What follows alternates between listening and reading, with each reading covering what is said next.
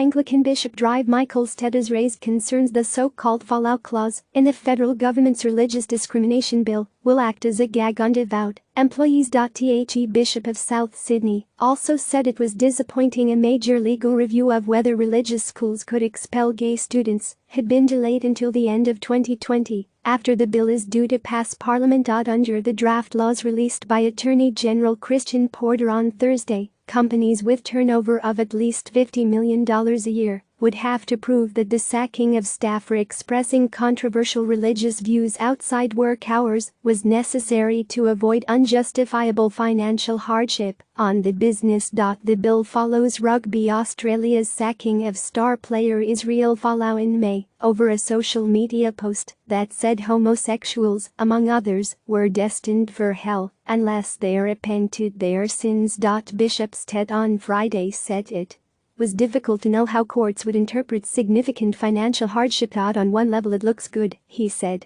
But I can see that it can be interpreted another way. I worry this would be used as a gag and have a chilling effect on preventing religious expression. Patrick Parkinson, a spokesperson for Christian legal think tank Freedom for Faith, said he was generally positive about the draft religious discrimination bill, but added, "The devil's always in the details."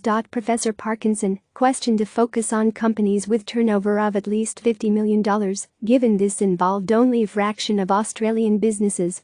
Where does that leave the under $50 million businesses?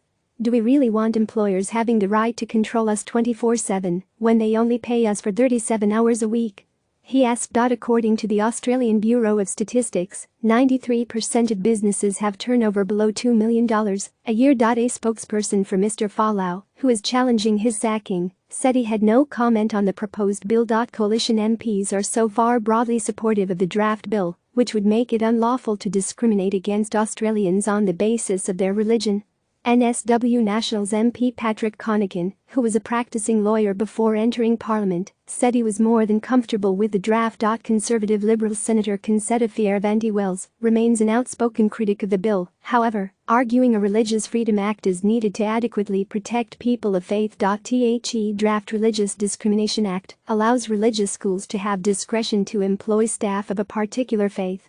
But it does not deal with the contentious issue of whether religious schools should continue to have the right to expel students or fire staff members because of their sexuality. The coalition referred this matter to the Australian Law Reform Commission, ALRC, before the federal election, and a highly anticipated discussion paper was due to be released next week before a final report in April 2020.